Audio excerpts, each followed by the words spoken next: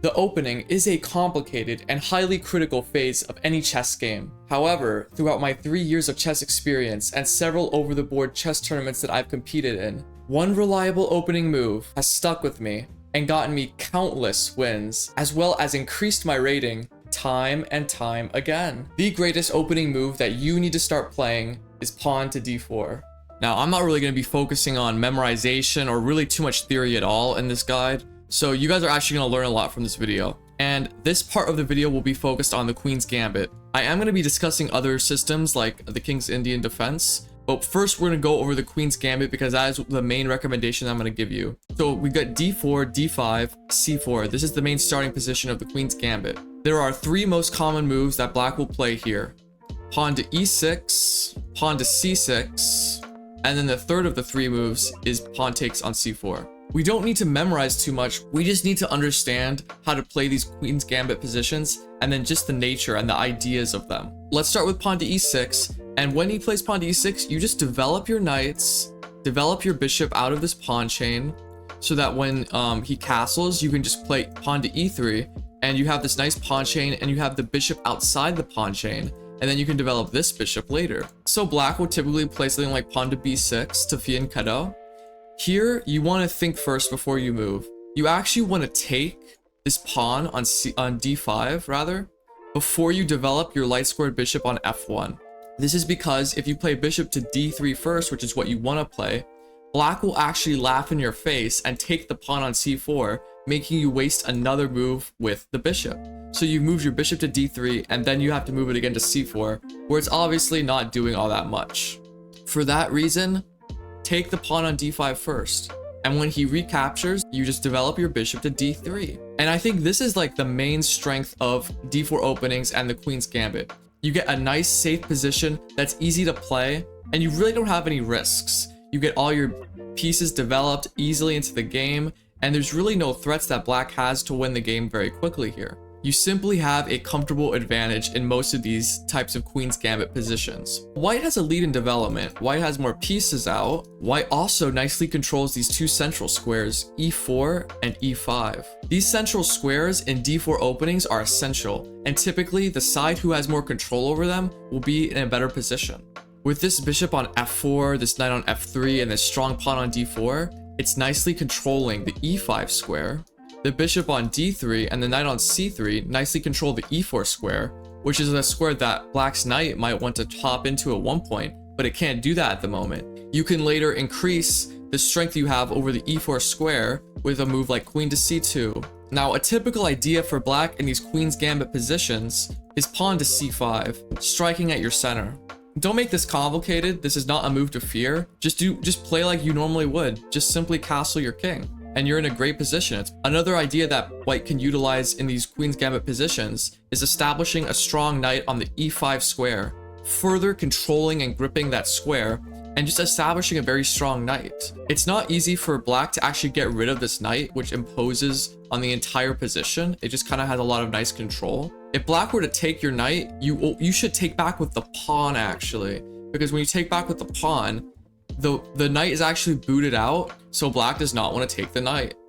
Instead, he would probably go bishop b7. From here on out, it's kind of up to you how you want to choose how to handle this position. You can go something like queen c2, bring your rooks into the game, and just kind of have a nice positional edge. Let's just make some moves. You can take space with pawn to a4, further controlling the influence you have. Maybe you're planning to play a5 and make a weakness on the queen side. The position is really yours to make of it. Alright, but what if black plays pawn to c6 instead of pawn to e6? Well, you don't really need to change too much. That's the good thing about pawn to d4 and Queen's Gambit. You don't need to really memorize any new moves. You just play on the same sort of ideas. You get a nice safe position. So you just bring out your knights just like normal. And the main line here is actually pawn takes, but no one's going to play that like at beginner intermediate level, which is kind of what I'm making these videos for. No one's really going to play that. They're going to play one of 2 moves. If they do play it, you kind of need to know this move pawn to a4 to stop b5. It just gets a little complicated. It's kind of stupid. You know, you play for e3, but so if they do take, just remember a4. They're probably either going to play pawn to e6, which is the semi-Slav defense, or they're going to play bishop out to f5. So let's first talk about pawn to e6. It's very common. So the main difference with this opening, which is the Slav defense, compared to the previous one, which is the Queen's Gambit declined, is that you actually don't want to bring out this bishop to either of these squares too early. Even though bishop g5 here is possible, I would not recommend it. I would actually recommend that you play pawn to e3. You should actually get your light squared bishop developed first. Now, why would you do this? Well, by playing e3, you're kind of saying, well, if you take my pawn here, I'm going to take your pawn. But you might be wondering, what about this bishop on c1? Isn't it blocked by this pawn? For now, it is. The thing is, though, we're going to develop the bishop, we're going to castle, and then eventually we're going to push this pawn up to e4, and then maybe even to e5, and we're going to cause some damage in the center. So this is the typical plan that white should go for. All right, so I was editing this video and I realized I wasn't being clear enough on why I think you should play e3 and not develop your bishop immediately to one of these squares, which is what I think a lot of people would naturally be inclined to do. The reason is that even though bishop g5 is technically a good move, it's very tricky because black will bring out their bishop to b4 and their queen to a5 and potentially have a knight jump to e4. So same goes with bishop f4, because there's always ideas of taking the pawn on c4 and then the knight coming into d5 attacking the bishop. The bishop is kind of vulnerable and awkward here, and it's also vulnerable on the g5 square. The bishop, when it leaves the pawn chain and you lock up the pawn chain with e3, the bishop can never go back, or at least not for a while. It can't go back to d2 to cover potential pins with queen to a5 and bishop to b4, knight e4, and then the other knight jumps in when they take the pawn and they jump into d5. You can see how there could be a lot of pressure on this side of the board, right? On the queen side. And the bishop services might be needed to play bishop to d2 at the right time to combat some potential attack on the queen side from black.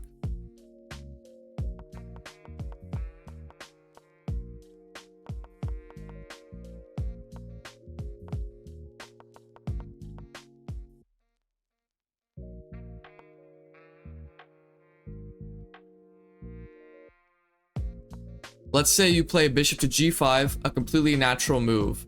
Well, this is actually a good move for white, but if you're not careful, so let's say you do play bishop to g5. Well, this could get dangerous because after knight to d7, let's say you play pawn to e3 to develop this bishop. Well, then already there's a very tricky move, queen to a5. And if you're not careful here, you could get into some trouble. Because let's say you naturally develop your bishop to d3, like what you normally would do. Well, then black could take the pawn on c4, and then once you take it back with the bishop, then he has this tricky move, knight to e4, which attacks your knight twice, and then attacks your bishop on g5, which is hit by the queen and the knight. So white would be on the verge of losing here. Now, you could always just give up the pawn, but this is kind of hard to do. This is kind of hard to do for any white player. You're down a pawn, it's kind of uncomfortable. Now, how is this going to look in a practical game? So bishop to d6, bishop to e7, these types of moves are common. You'll develop your bishop out to d3.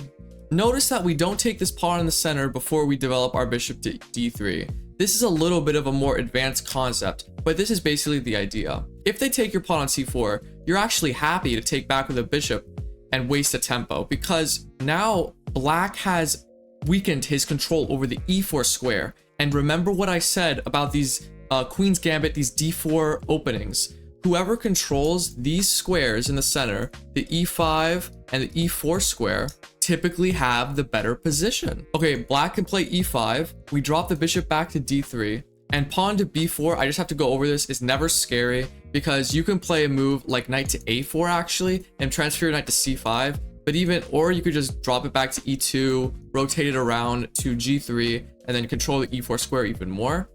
Okay, so black will typically play b5. You can drop your bishop back to d3. Just remember to control these central squares, right? Here comes the plan I talked about in the Slav Defense, where you want to play for pawn to e4. Before going pawn to e4 immediately, you don't want to do this too soon. You can kind of continue just developing your pieces like queen to c2, establishing the strong battery. and you're ready to go e4 on the next move, the reason we want to go e4 is because we want to get this bishop out. And we also want to push this pawn in the center to fork these two pieces. So the pros of playing e4 is more central control, right? Because if the pawns are here, you're gonna have a lot of control of the center.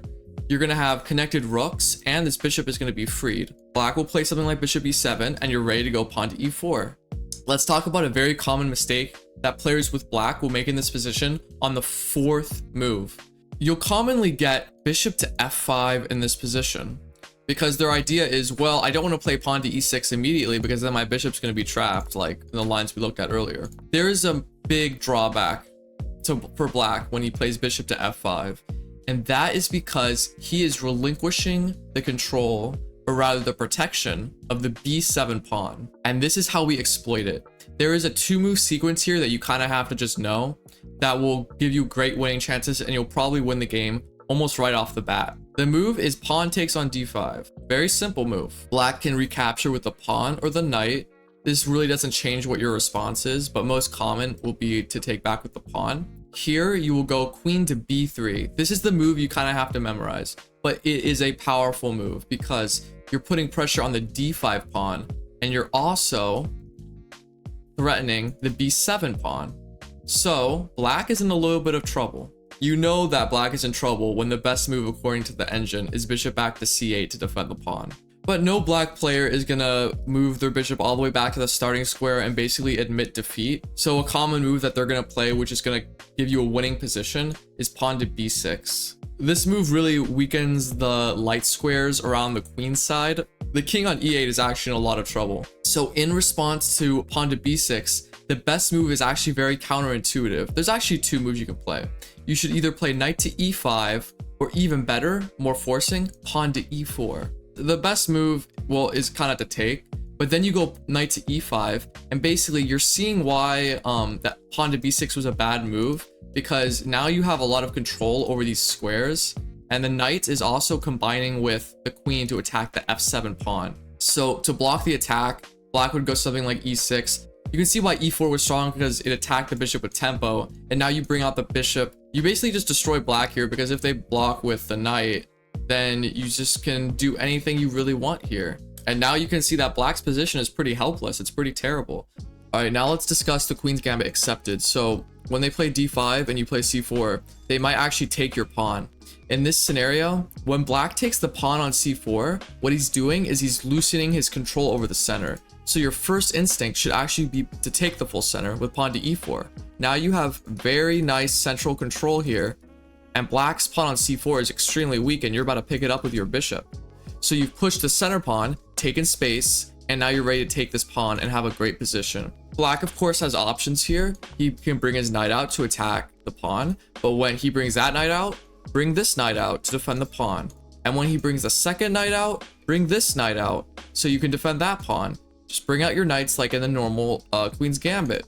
And then when he tries to develop, you take the pawn, you castle, and you just have a very comfortable position with your bishops kind of having like open scope. You have a lot of options with the pawn pushes in the center.